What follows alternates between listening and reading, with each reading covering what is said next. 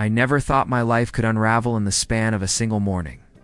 My name is Alex, and until today, I believed I had everything. A beautiful wife, a stable job, a life people envied. Sarah, my Sari, was the reason I woke up smiling. She had this way of looking at me, like I was the only person in the world. And for years, I believed it. "Alex, are you coming to breakfast?" She called from the kitchen. Her voice was cheerful, too cheerful. I shrugged, still half asleep. "I'll be there in a minute," I muttered. Jake had warned me last night over beers, his brow furrowed. "Man, I don't want to scare you, but something's off with Sarah. She's acting different, distant. She's fine, Jake." "You're imagining things," I said, laughing it off. I wanted to believe him. I really did. But a tiny voice inside me whispered doubts I pushed away. By the time I joined Sarah, she was flipping pancakes, humming a tune I didn't recognize. Her hair fell across her face, soft and familiar, and I felt that rush of warmth that had kept me tethered to her for so long. "You've been quiet," she said, placing a plate in front of me. Her smile felt rehearsed. "Everything okay at work?" "Yeah, fine," I said, staring at the syrup dripping over my pancakes. "Why?" She shrugged, brushing a stray strand of hair behind her ear. "Just, you've been in your head lately," I forced a laugh. "No, I'm just tired." Sarah nodded, but I noticed the slight flicker in her eyes, the one I didn't understand.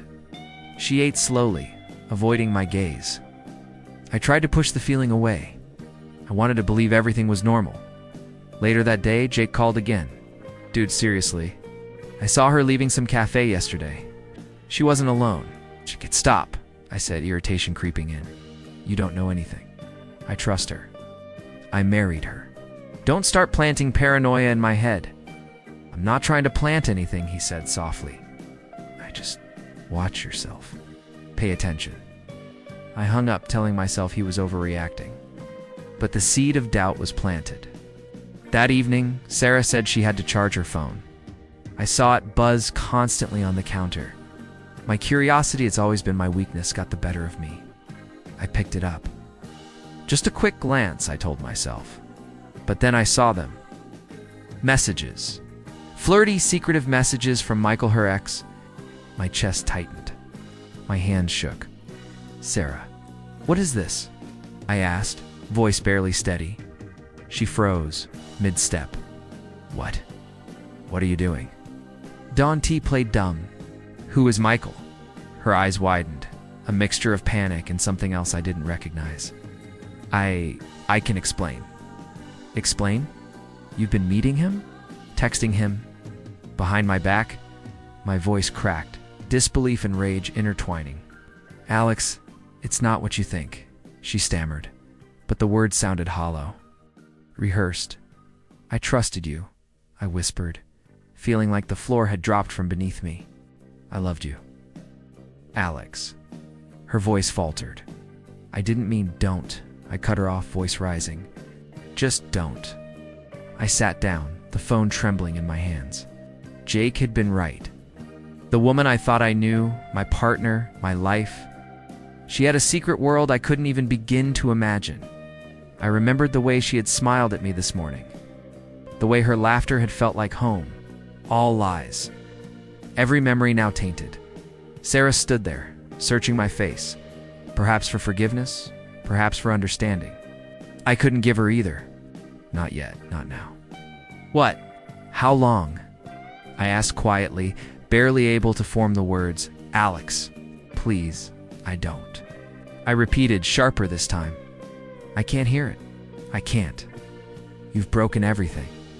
She sank into the chair across from me, silent eyes glossy. For the first time, I noticed the subtle tremor in her hands. Not fear for herself, but guilt, maybe. Or was it something else? I don't know how long we sat like that. Silence filled the room, thick and suffocating. The world I had known, my safe little bubble of love and trust, shattered. Jake was right.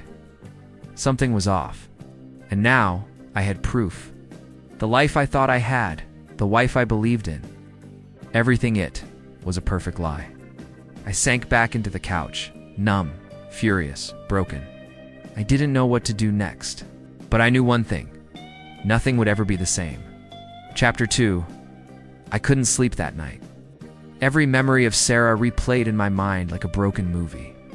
Her laughter, her touch, the way she used to look at MIT, all felt fake now. I kept staring at my phone, half expecting another message from her, half dreading it. I needed answers. I couldn't sit in silence anymore. "Sarah," I said the next morning, voice tight, "we need to talk."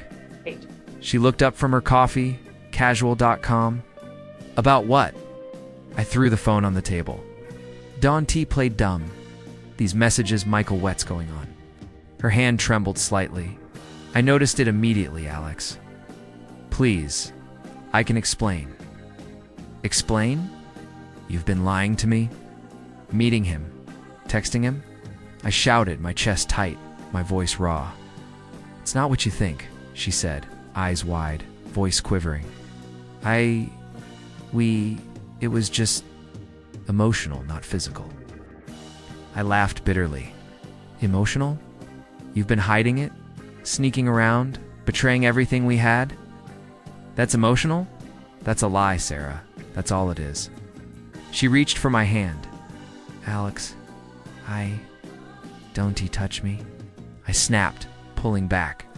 "I trusted you. I gave you everything. And you threw it away?" Her eyes filled with tears. "I made a mistake.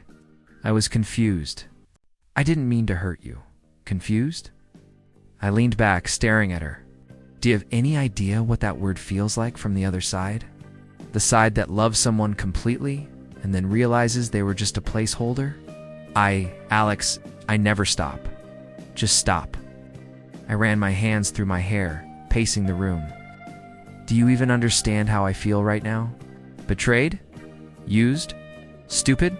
She stayed silent, shoulders slumped, staring at the floor. I wanted to scream at her, to make her feel the betrayal that was eating me alive. But I didn't.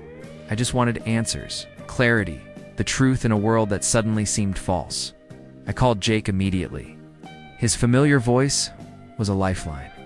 "Alex, you okay?" "Jake, I don't think I can take this. I caught her. She's been with Michael. My wife. I couldn't even finish the sentence. Whoa. Slow down. Okay. Breathe. Look, man, you have two choices. You sit there and let it destroy you, or you take control. You confront it, you handle it. You don't let her manipulate you anymore." "What do I do?" I whispered, voice cracking. "I love her, but I hate her right now. That's normal. Just document everything. Talk to her, but don't let her lies confuse you. And think about yourself first." I hung up, heart pounding. My mind raced through every moment of our past month. The nights she claimed to work late, the sudden smiles at her phone, the little excuses she gave. Every tiny lie now screamed betrayal. By evening, I decided to follow her discreetly. I wasn't proud of it, but I needed to see. My stomach twisted when I saw her at a small cafe, laughing softly at something on her phone. And there he was, Michael. My stomach sank. He reached for her hand. She smiled. My chest tightened. I waited behind a column, hidden, heart hammering. She didn't notice me. Her hand lingered in his, her laughter soft and intimate. It wasn't casual, it was deliberate. I felt a strange cold rage mixed with heartbreak. I wanted to storm in, scream, make them feel a fraction of what I felt. But I couldn't, not yet. I had to think. I had to be smart. The next day, Emily stopped by my desk at work. She was quiet, observant, always had a calming presence. "Alex, you look off. Everything okay?" I hesitated, then muttered, "Sarah.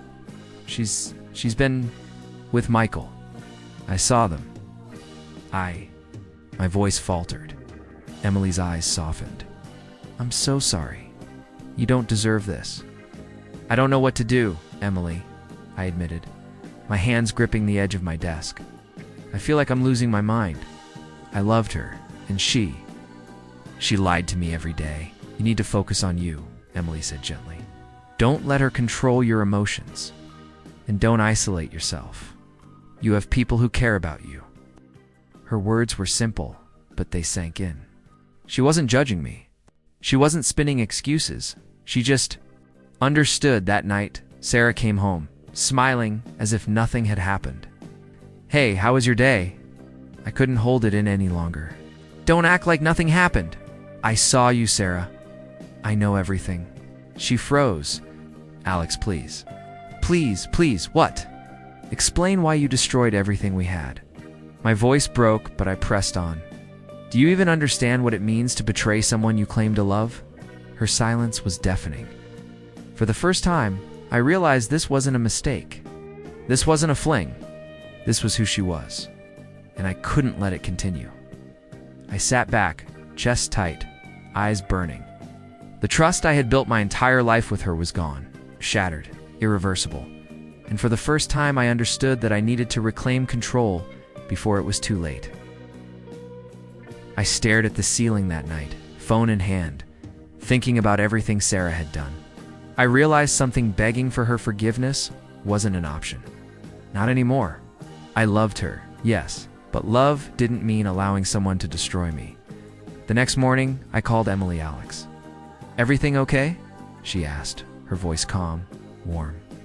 "I need your advice," I admitted, hesitating. "Sarah, she betrayed me. I don't know what to do." "I know, Alex," Emily said softly. "I saw you yesterday. You're hurting, but you're strong. You can get through this."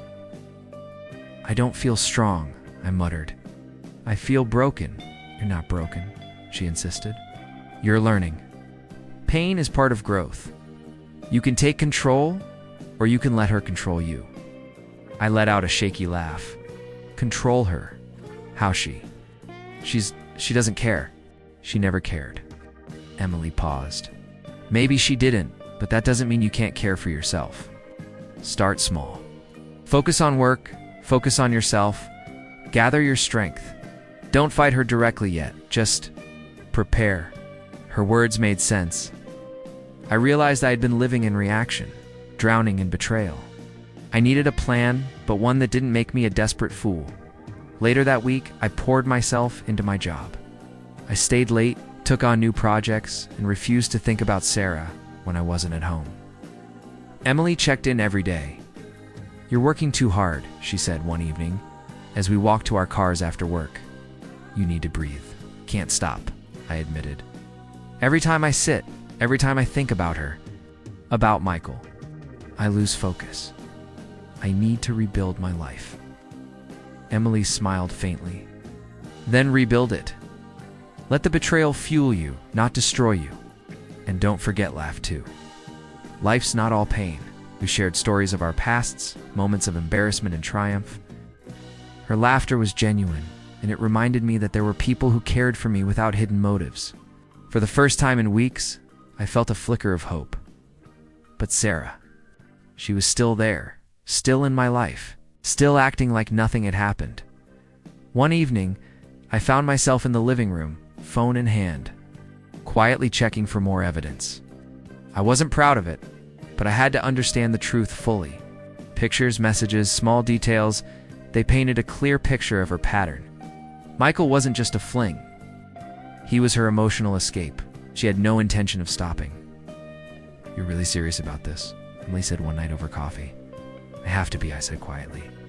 "I can't let her keep breaking me, but I don't want to stoop to her level. I want justice, but smart, controlled justice. One that makes her regret every choice without ruining myself in the process." That's wise. Don't let anger blind you. Use it to plan, not destroy yourself. I started documenting everything. Small notes, screenshots, timelines. Each detail gave me a strange sense of control. With every entry, I felt less like a victim and more like someone reclaiming his life. Meanwhile, Sarah continued her charade, smiling at dinner, laughing at my jokes, pretending our life was normal. It made my blood boil. "Do you ever feel guilty?" I asked her one evening, voice low. She paused, looking at me carefully. "Guilty about what, Alex?" "About Michael," I said. "About betraying me. About pretending nothing happened." She laughed softly. Alex, you're overthinking. It's in the past. I stared at her, fury rising, but I forced myself to stay calm. Overthinking. You call what you did normal? She shrugged. I don't know, maybe you make it sound so dramatic. Her complacency angered me more than anything. It showed she truly believed she could act without consequences. And that's when I decided I wouldn't let her. Not by confrontation yet, not by begging, but by rising above. I realized I had a choice. I could continue being consumed by betrayal, or I could transform it into power. I could rebuild my life, achieve success, and let her see what she had thrown away. That vision kept me awake that night, planning, imagining, calculating. Emily called later, as if sensing my resolve. Alex, you sound different tonight. I've made a decision, I said, voice firmer. I'm not broken. I'm not lost. I'm going to rebuild everything she tried to destroy, and I'm going to do it on my terms. I knew you would, she said, softly, warmly, and I'll be here to see it. I'll help you where I can. Her support meant more than I could articulate. For the first time, betrayal didn't feel like a trap. It felt like a spark I could turn into fire. I stared out the window at the city lights. Thinking about Sarah, thinking about Michael, thinking about myself. The plan wasn't complete yet, but the foundation was there. Self-respect, focus, strategy, and support. And with that, I felt something I hadn't in weeks control. Sarah's world had blinded her. And soon, she'd see mine. Not in rage, not in desperation, but in undeniable, unstoppable change. I clenched my fists, silently promising myself I would rise. And when the time came, justice would follow, but it would be precise, calculated, unforgettable. Chapter 4 months had passed, and somehow I felt like a different person. The Alex who cried alone on the couch, betrayed and broken, no longer existed. I threw myself into work, late nights, and extra projects. Each success, a small victory. Each recognition, a brick in the foundation of my new life. Emily had been there every step of the way. One evening, she caught me in the office kitchen, coffee in hand, staring at the floor. You look different, she said, studying me. Stronger. I guess I had no choice but to change, I admitted. Everything that happened forced me to. You've done more than change, she said, smiling. You've rebuilt. I smiled faintly. It hasn't been easy. There are days I still replay everything in my head, but I realize die can't stay broken. Emily leaned on the counter, her eyes soft. Good. Because you deserve more than that. We spent that night talking about everything work. Old memories. The little victories that reminded me life wasn't just about betrayal. I laughed at stories I hadn't remembered, shared fears I hadn't admitted, and she listened. No judgment. No lies.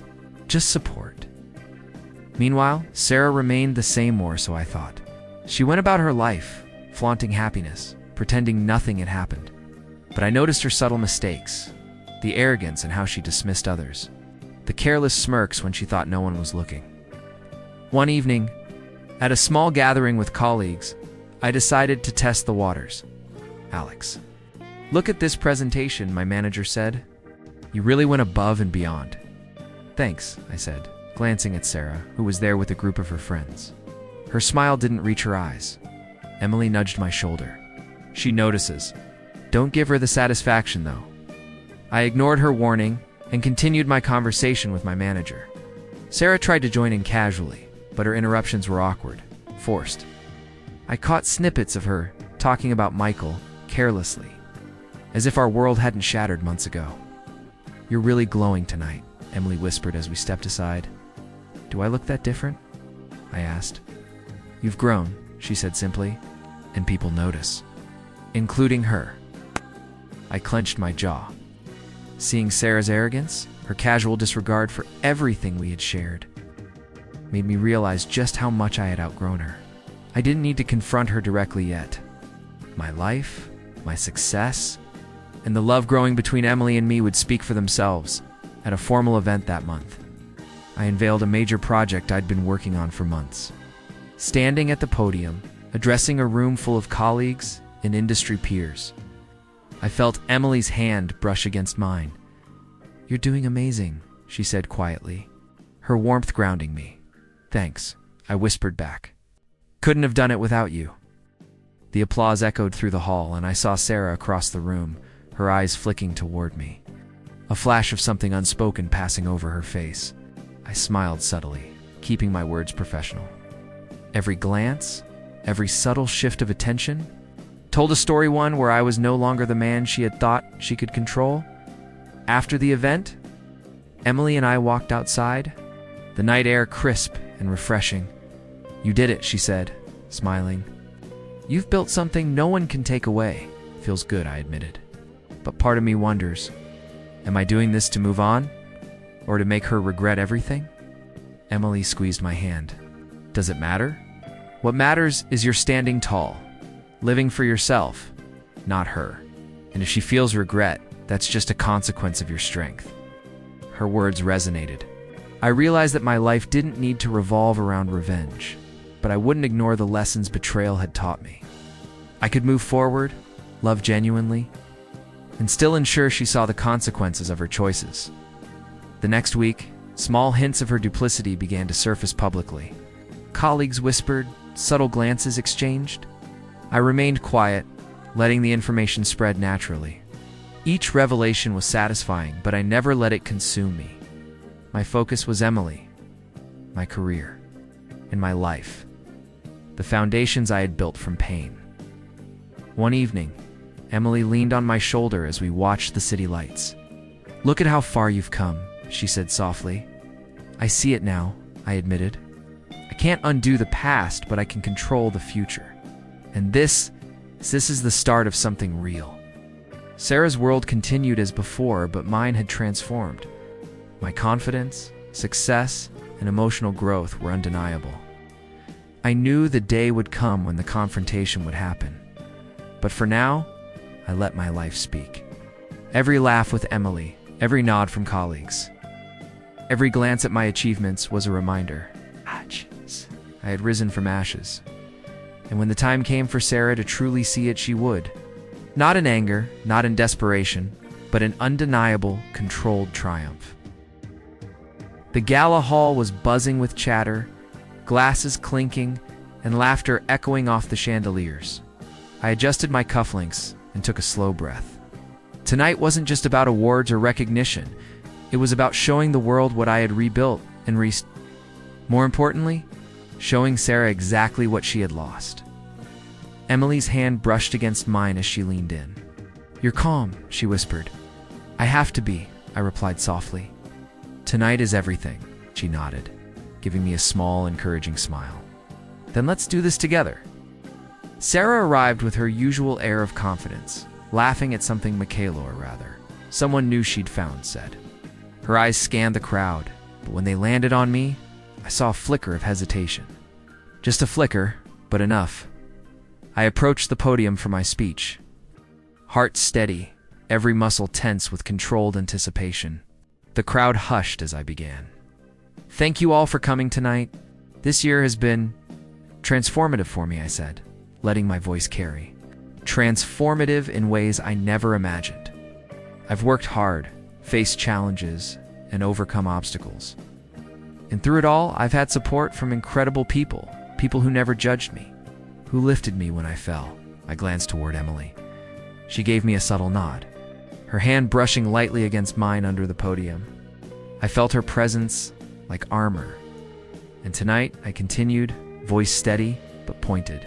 I want to acknowledge something important. Life can teach harsh lessons, and sometimes the people we trust most show us who they really are. Their actions can hurt us, but they also show us our own strength. I allowed the words to hang, letting the crowd murmur. Sarah's smile faltered slightly, her eyes narrowing as she tried to follow my subtle jab. Michael, her new companion, shifted uncomfortably at her side. Sensing the tension, a few colleagues leaned toward me, curious. "Are you saying what I think you're saying?" One whispered. I smiled faintly, keeping my composure. "I'm saying that betrayal doesn't define us. It reveals us. And sometimes, it reveals the wrong person in our lives. Sarah's face went pale, and she pressed a hand to her lips. I could see the wheels turning, realization dawning. She underestimated me. She thought I would crumble, beg, or collapse into despair. But I didn't. I had risen, rebuilt, and now I was unshakable. After the speech, people congratulated me, shook my hand, and praised my accomplishments. Sarah hovered nearby, her composure slipping with each interaction. I caught her whispering to Michael, frustration in her eyes. "Alex, this isn't fair," she hissed quietly when I passed by her table. I stopped, turning slowly. "Fair?" I asked. My voice was calm, deliberate. "I didn't ask for fairness, Sarah. I asked for honesty. I asked for trust. And I got lies. You thought I wouldn't see your choices. You thought I'd remain the same man you betrayed. But look around. I'm stronger. I'm respected. I'm moving forward." She opened her mouth, but no words came. Her arrogance cracked under the weight of my calm assertion. Emily appeared at my side, her presence grounding me. She gave Sarah a look that said everything I couldn't support: love, stability. Sarah's eyes flickered to Emily, and for the first time, I saw genuine fear in her gaze. Not fear for herself, but fear of exposure, fear of loss, fear of judgment. "Alex," she finally said, voice shaking, You can't." I shook my head slowly. "I can. I did. And I will continue to." Her ex, or rather, Mikkel, appeared at her side, confusion written all over his face. He leaned in, whispering something to Sarah, but she flinched, unsure how to respond. I caught the hesitation, the uncertainty. The power dynamic had shifted. Michael no longer held sway. Sarah's carefully constructed facade was cracking, and he realized it too. "You were so sure I'd be broken," I said quietly, letting my voice carry just enough to be heard. "So sure that betrayal would define me. But it didn't. Your choices didn't destroy me. They revealed you, and now you're alone with your guilt, your lies, your arrogance exposed." Sarah's lips trembled. "Alex, please." I stepped closer, but not threateningly. My calmness was sharper than any anger I could have shown. "Don't. Not yet. I'm not here to beg. I'm here to show. Actions speak louder than words, Sarah. And my actions have rebuilt everything you tried to ruin." A few colleagues looked over, sensing the tension, whispering among themselves. They didn't need me to explain. The truth was visible. The betrayed had risen, and the betrayer was crumbling. Emily took my hand in hers, giving me a squeeze that said more than words could. "You've done this with grace, Alex," she said softly. "Not just strength, but dignity." I nodded. "And it's not just me anymore. I've learned that support, love, and loyalty matter more than revenge." But seeing her arrogance, seeing her carelessness, reminds me why boundaries exist. Sarah's ex, still bewildered, finally spoke. "What? What happened?" "Life," I said lightly, almost casually. "Life happens when people make choices. Some of us rise from it. Some don't." The room felt heavy with unspoken judgment. Sarah's shoulders slumped, and I saw the fire in her eyes replaced by shame and regret. Michael's confusion mirrored hers. I stayed silent, letting them stew in the consequences of their decisions. Emily leaned close again. "Ready to leave?" she asked, a small, knowing smile on her lips. "I am," I said, looking one last time at Sarah. "And remember, my life isn't about making her suffer. It's about showing her that betrayal has consequences. And the strongest revenge is living well, moving on, and thriving." We walked out together, side by side. The night air felt crisp and liberating. Behind us, Sarah and Michael stood frozen. The consequences of their choices clear for all to see. For the first time in months, I felt free. I had reclaimed control, rebuilt my life, and displayed the truth without losing my dignity. Emily's hand in mine, the city lights sparkling around us, the knowledge that I had risen above, it was intoxicating. And Sarah. She finally understood that her perfect lie had failed. Chapter C.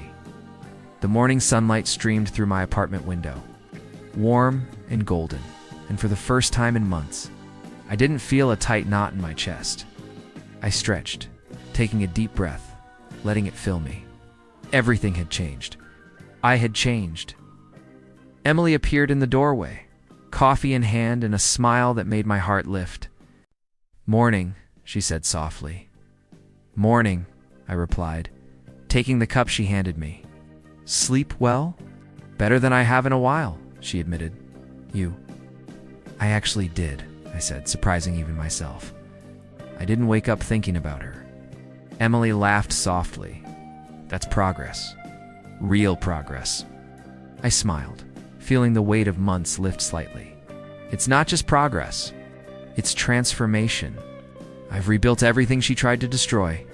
My life, my career, everything. She leaned against the counter, eyes warm. "And you did it without losing yourself. That's the most important part." I nodded, thinking back to the gala, the months of silent determination, and the nights I spent planning my future. "You know," I began slowly, "there were moments when I doubted myself, when I wondered if I'd ever feel whole again. But now," my voice caught for a moment, "now I feel stronger than I ever have. And it's not just strength, it's clarity. I finally see what matters." Emily reached across the table, taking my hand. "And what matters?" "You," I said, voice quiet but firm. "Trust, honesty, love that doesn't come with manipulation. You've been here through everything, not judging, not pretending. Just support. Real support. And that's more valuable than anything else I've lost." She smiled, and something unspoken passed between us. For the first time, I didn't feel hesitant. I didn't feel afraid. I could acknowledge my feelings without guilt. "Alex," she whispered, "I love you." My chest tightened, but it was the good kind of tension, the kind that makes you feel alive. "Emily, I love you too," I admitted. The words were heavy with truth, release, and hope. We laughed softly, holding hands, talking about what the future might look like. A small apartment together, quiet nights, shared mornings, work, life, love, it all felt possible now. Later that day, I heard about Sarah through whispers, gossip, and a few brave colleagues. I learned her professional reputation had started to crack. Missed deadlines, careless mistakes, and a few subtle accusations had begun to catch up with her. The same arrogance that had once made her untouchable now exposed her fragility. I didn't feel triumph and anger. I felt satisfaction. Karma, slow and inevitable, unfolding as it should. She had choices just as I had. Hers had consequences. Emily and I met for dinner that evening, sitting across from each other at a quiet table. I told her about everything I had heard, about how Sarah's life was unraveling. She nodded, understanding, but didn't revel in it. "You're different now," she said. "You don't need her to fall for you to feel complete." "That's true," I admitted, "and I don't. I feel complete because I worked for it, because I fought for myself, and because I allowed myself to heal. That's the ultimate victory, not seeing her fail, but knowing I can live fully without her." Emily reached across the table, taking my hand again. "And I'm part of that life now." "Yes," I said, eyes meeting hers. "You are." Weeks passed, and our bond only strengthened. We laughed at inside jokes, supported each other's dreams, and found joy in ordinary moments. Love, I realized, wasn't about perfection, it was about trust, understanding, unwavering support. One evening, as we walked home from dinner, my phone buzzed. I glanced at it, heart tightening slightly. The message was from Sarah. "Alex, can we talk?" I was wrong. I made mistakes. Please. I stared at. I sat on the balcony, Emily's hand resting in mine, the city lights stretching endlessly below. The silence between us was comfortable, filled with shared understanding rather than empty words. "You've changed so much," Emily said quietly, brushing her thumb over my hand. You've been through so much, and yet, you're still you. I looked at her, letting a small smile touch my lips. I guess I had to go through it to really understand who I am. The betrayal, the heartbreak. It hurt more than I thought I could bear, but surviving it, that's made me stronger than I ever imagined. She nodded, eyes soft. And you didn't just survive, you grew. You didn't lose yourself, even when it felt impossible. I learned something important, I said, letting my voice carry across the balcony. Love isn't supposed to hurt like that. Real love supports you, lifts you, helps you become better. Emily, being with you, that's what love is supposed to feel like. Her smile widened, warmth spreading through me. And I feel the same, Alex. We've built something real together. I let the memories drift through my mind, the nights I cried alone. The anger and confusion, the silent plans, and the long nights of rebuilding. Sarah had taught me one harsh lesson. Never give someone the power to define your worth. I used to think revenge was the goal, admitted softly, to make her regret what she did. But the truth is, personal growth is the ultimate revenge.